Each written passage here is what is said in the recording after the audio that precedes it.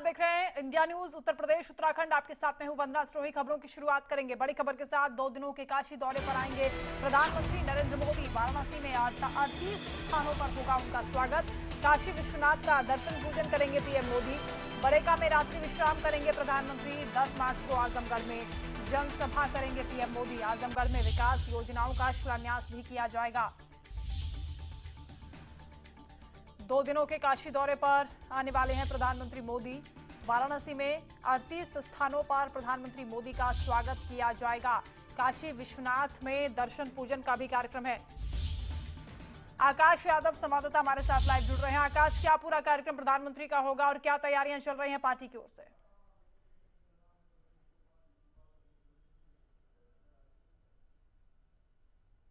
सी होती है क्योंकि ये उनका संसदीय क्षेत्र है और देश के प्रधानमंत्री भी हैं। देखिए, देर शाम पीएम मोदी काशी पहुंचेंगे।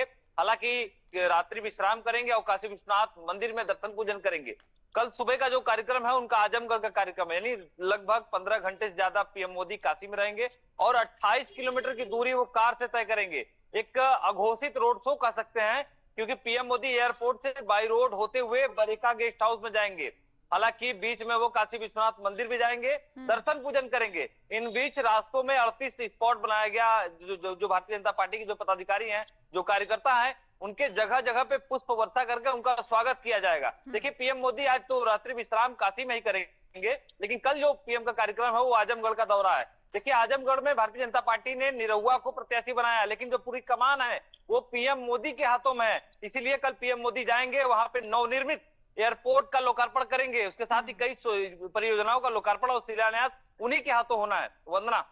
बिल्कुल आकाश, क्योंकि प्रधानमंत्री मोदी एक बार फिर से उम्मीदवार घोषित हुए हैं, वाराणसी से चुनाव लड़ रहे हैं। ऐसे में उनका अनाउंसमेंट होने के बाद ये पहला दौरा है। कैसा उत्साह है काशी की जनता में? बिल्कुल, देखिए आपने बिल्कुल ठीक कहा। प्रत्याशी बनाए जाने के बाद ये पहली बार उनका काशी दौरा है। देखिए, तीसरी बार उनको प्रत्याशी बनाया गया है।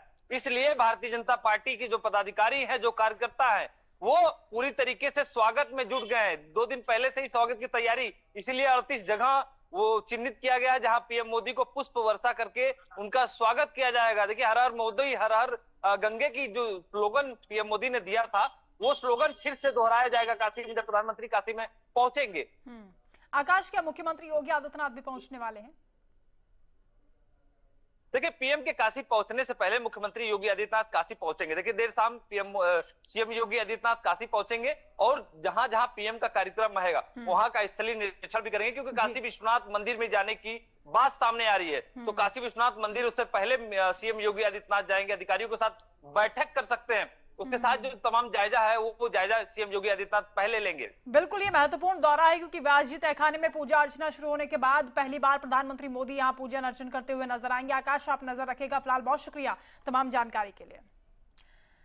वहीं गोरखपुर के दौरे पर है मुख्यमंत्री योगी आदित्यनाथ। गोरखनाथ मंदिर में उन्होंने जनता दरबार लगाया। हालांकि हर बार जब मुख्यमंत्री यहां पहुंचते हैं तो जनता की फरियाद सुनते हैं। मुख्यमंत्री ने लोगों की समस्याओं को सुना है। अधिकारियों को उन समस्याओं के जल्द निस्तारण के निर्देश भी दिए हैं। गोरखनाथ मंदिर में जनता दरबार लगाया। दूर दूर से फरियादी यहां पहुंचे। मुख्यमंत्री ने एक एक करके सबकी फरियाद को सुना है, सबकी समस्याओं को सुना है। महिलाएं भी बड़ी संख्या में पहुंची हैं और ये तस्वीरें आप देख रहे हैं। मुख्यमंत्री योगी आदित्यनाथ एक एक करके उनकी सुनवाई करते हुए, अधिकारियों को निर्देश देते हुए। एक लंबी कतार आपको नजर आ रही है। जो फरियादी दूर दूर से यहाँ पहुंचे हैं, मुख्यमंत्री के सामने अपनी समस्याएं रख रहे हैं, क्योंकि अधिकारियों ने जब शिकायतों को नहीं सुना तो मुख्यमंत्री के दरबार में हाजिरी लगाई तमाम फरियादियों ने। तो सीएम योगी आदित्यनाथ का जौनपुर का भी दौरा आज है। महाराणा प्रताप की प्रतिमा का अनावरण करेंगे मुख्यमंत्री। 899 करोड़ की विकास परियोजनाओं की सौगात भी दी जाएगी। जौनपुर में बड़ा कार्यक्रम है। मुख्यमंत्री योगी आदित्यनाथ महाराणा प्रताप की प्रतिमा का अनावरण करने वाले हैं। उनके स्वागत को लेकर भी तैयारियां पार्टी कार्यकर्ताओं की ओर से की जा रही हैं। सीएम योगी आदित्यनाथ आज जौनपुर के दौरे पर रहेंगे। बड़ी सौगात, बड़ा तोहफा यहां की जनता को देंगे। महाराणा प्रताप की प्रतिमा का भी अनावरण किया जाएगा। कि उत्तर प्रदेश के मुख्यमंत्री योगी आदित्यनाथ 12:45 पर पुलिस लाइन के हेलीपैड पर वहां पर पहुंचेंगे। हेलीपैड के द्वारा उतरेंगे वहां से और बाई रोड बीआरपी मैदान पहुंचेंगे। और यहां पर आपको बता दें कि 800 करोड़ से ज़्यादा शिलान्यास के परियोजनाओं का शिलान्यास करेंगे। यहाँ पर आपको बता दें कि पूरी तैयारियां हो गई हैं। आप देख सकते हैं कि तमाम कुर्सियां लगाई गई हैं। अगर जिला प्रशासन और पुलिस प्रशासन की बात करें तो चप्पे चप्पे पर पुलिस प्रशासन तैनात कर दी गई है। मैं दिखाना चाहूँगा कि तमाम पुलिसकर्मी यहाँ पर मौजूद हैं और लगातार यहाँ पर एसपी ग्रामीण समेत तमाम लोग मॉनिटरिंग कर रहे हैं। लेकिन वहीं अगर आपको बता दें कि जिस तरह से मुख्यमंत्री यहाँ पहुँचेंगे, पुलिस प्रशासन की व्यवस्था चुस्त दुरुस्त है। हमारे साथ एसपी ग्रामीण बात करने के लिए पुलिस प्रशासन की किस तरह की व्यवस्था है, किस तरह की तैयारियाँ हैं? बहुत अच्छी तैयारी है, बहुत चाक चौबंद सुरक्षा व्यवस्था है और बहुत अच्छे तरह से हम लोग ड्यूटी कराएंगे। कितनी पुलिस और कितनी पीएससी यहाँ बटालियन तैनात है? पर्याप्त संख्या में, अभी एग्जैक्ट संख्या बताना उचित नहीं है, लेकिन पर्याप्त संख्या में सुरक्षा बल के विभिन्न जितने भी कंपोनेंट हैं सब लगाए गए। ये हमारे साथ थे एसपी ग्रामीण जिन्होंने बताया, शैलेंद्र कुमार जिन्होंने बताया कि पर्याप्त सुरक्षा बल तैनात है, चप्पे चप्पे पर पुलिस तैनात कर दी गई है। इंडिया न्यूज से अजीत गिरी, जौनपुर। तो वहीं जौनपुर के भी दौरे पर मुख्यमंत्री योगी आदित्यनाथ रहने वाले हैं। आपको बता दें कि उसके बाद चंदौली जाएंगे मुख्यमंत्री। 782 करोड़ की परियोजनाओं की सौगात देंगे। जनसभा को भी संबोधित करेंगे मुख्यमंत्री योगी आदित्यनाथ। बड़ी खबर इस वक्त आपको बता रहे हैं, जौनपुर के बाद चंदौली दौरे पर जाएंगे मुख्यमंत्री योगी आदित्यनाथ। 782 करोड़ की परियोजनाओं की सौगात यहां की जनता को दी जाएगी। प्रदेश भर में मुख्यमंत्री का दौरा चल रहा है। जौनपुर पहले पहुंचेंगे, उसके बाद चंदौली जाएंगे, 782 करोड़ की परियोजनाओं का तोहफा देंगे और यहां जनसभा को भी संबोधित करेंगे। माना जा रहा है कि मुख्यमंत्री को सुनने के लिए दूर दूर से लोग यहां पर पहुंचेंगे और बड़ी संख्या में, बड़ी तादाद में लोग पहुंचने वाले हैं। मुख्यमंत्री का संबोधन होगा। अवनीश तिवारी संवाददाता हमारे साथ लाइव जुड़ रहे हैं। अवनीश, किस तरह के कार्यक्रम है आज? मुख्यमंत्री की कितनी बड़ी सौगात यहाँ की जनता को मिलने वाली है?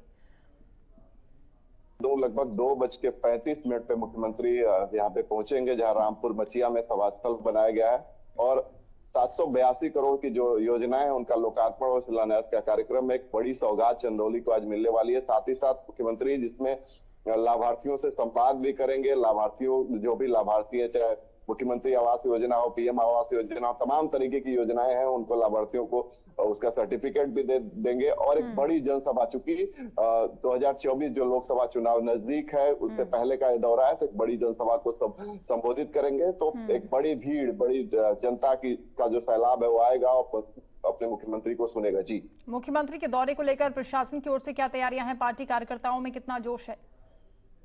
जी, प्रशासन के तरफ से तैयारियां पूरी कर ली गई है। जिला प्रशासन और जो पुलिस के लोग हैं, प्रॉपर अरेंजमेंट कर लिया गया है। जो टेंट से लेके सारा कुछ अरेंज करवा दिया गया है और साथ ही साथ पुलिस का भी प्रॉपर व्यवस्था है।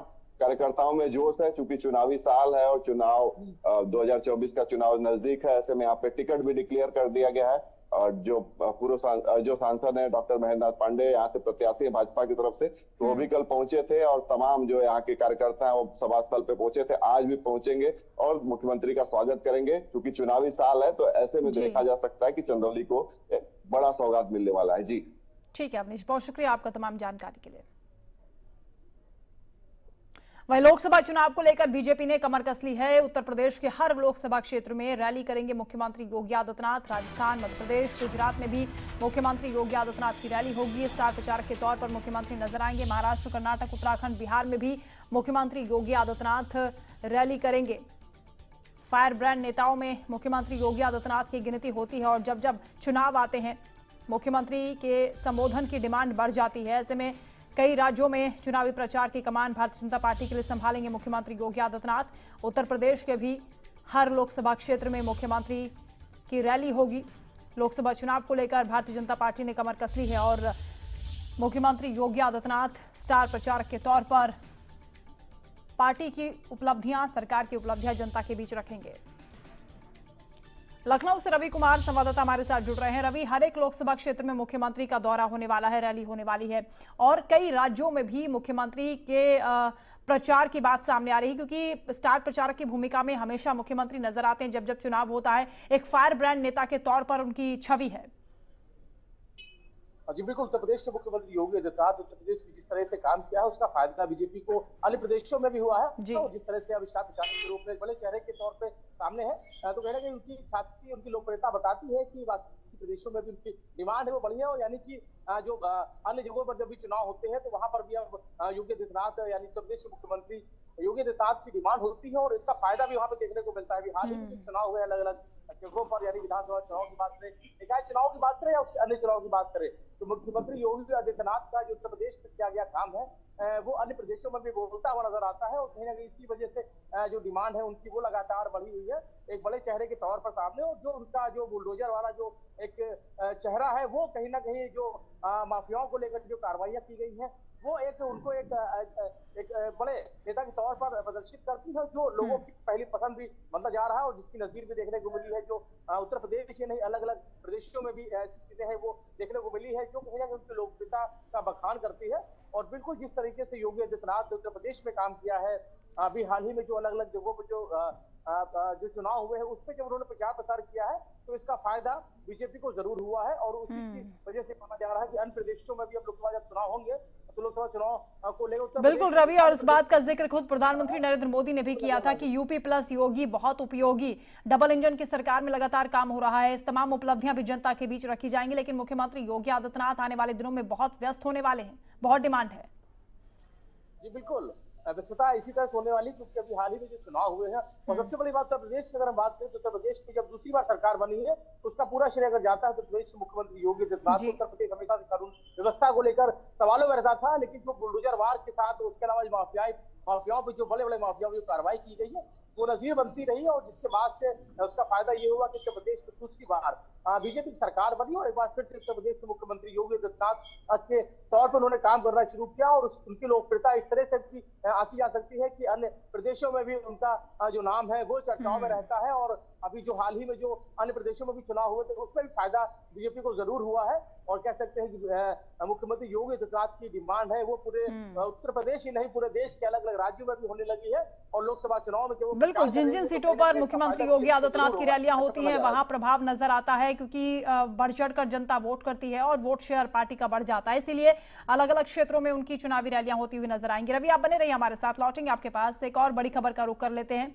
एमएलसी चुनाव को लेकर बीजेपी सपा की तैयारियां तेज हो गई हैं। आपको बता दें कि एमएलसी चुनाव में समाजवादी पार्टी अतिरिक्त प्रत्याशी नहीं उतारने वाली है। बीजेपी के पास 10 एमएलसी जिताने के लिए बहुमत है। एक एमएलसी सीट के लिए 29 विधायकों की जरूरत है। कांग्रेस को मिलाकर सपा के पास 110 विधायक हैं। समाजवादी पार्टी को 3 एमएलसी जिताने के लिए 87 मतों की जरूरत है।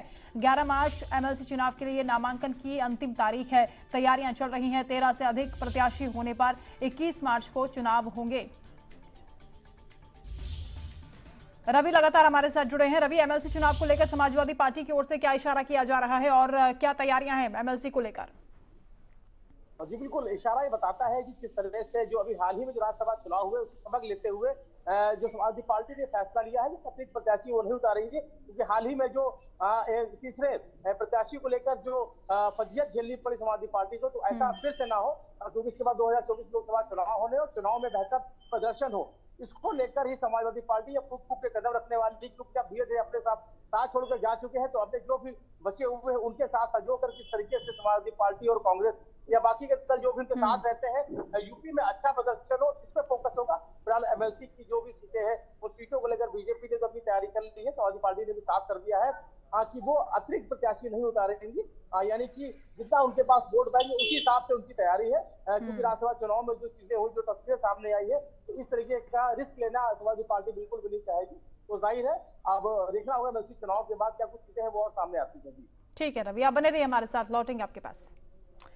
वहीं सपा विधायक इरफान सोलंकी से पूछताछ करेगी ईडी। बता दें कि रिमांड पर लेकर इरफान सोलंकी से पूछताछ की जाएगी। महाराजगंज जेल में बंद है सपा विधायक इरफान सोलंकी। ईडी का शिकंजा कसा है। उनके कई ठिकानों पर रेड भी एनफोर्समेंट डायरेक्टोरेट की ओर से की गई थी। अब यह खबर सामने आ रही है कि रिमांड पर उनको लिया जाएगा ईडी की ओर से और उनसे पूछताछ होगी, सवाल जवाब किए जाएंगे। मनी लॉन्ड्रिंग का पूरा मामला है जिसको लेकर ईडी की रडार पर हैं सपा विधायक इरफान सोलंकी जो फिलहाल जेल में बंद हैं। रिमांड पर लेकर इरफान सोलंकी से पूछताछ करने की तैयारी ईडी की ओर से की जा रही है। ईडी के अधिकारियों ने रेड भी की थी। इरफान सोलंकी के कई ठिकानों पर छापेमारी हुई थी। उनके भाई से भी पूछताछ की खबर सामने आई और अब यह बड़ी जानकारी मिल रही है कि ईडी इरफान सोलंकी से भी पूछताछ करने वाली है। लंबी फहरिस्त है सवालों की जिसका जवाब तलाशा जाएगा।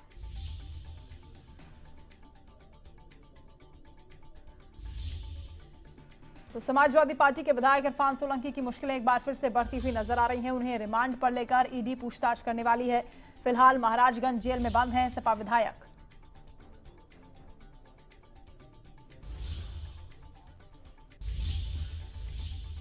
और हापुड़ से बड़ी खबर, जहां पुलिस का ऑपरेशन लगड़ा जारी है, यानी मुठभेड़ हुई है और मुठभेड़ के दौरान बदमाश को गोली लगी है। बदमाश के पास से बाइक, तमंचा, कारतूस बरामद हुआ।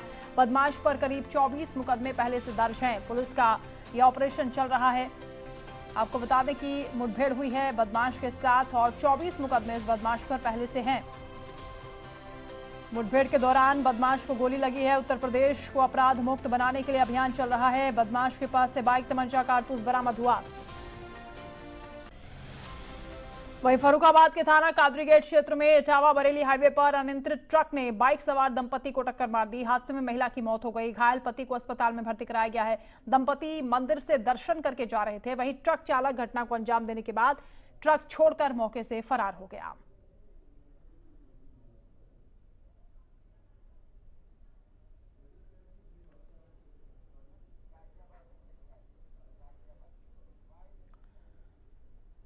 इस बीच गाजियाबाद से एक बड़ी खबर सामने आ रही है। सीधा रुक करेंगे इस वक्त की बड़ी खबर की ओर। गाजियाबाद से बड़ी खबर आपकी टीवी स्क्रीन पर है, जहां तमंचे के दम पर 27,000 की लूट की घटना को अंजाम दिया गया है।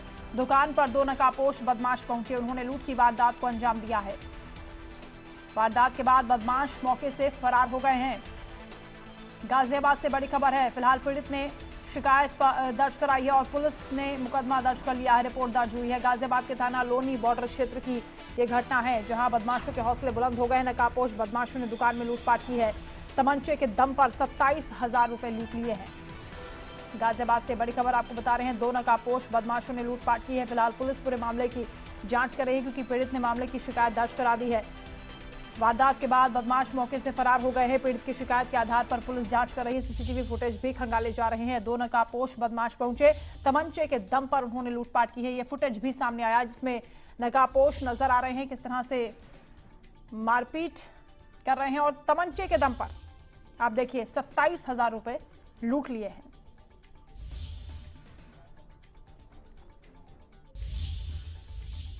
इन खबरों के साथ फिलहाल इस बुलेटिन में इतना ही। नमस्कार।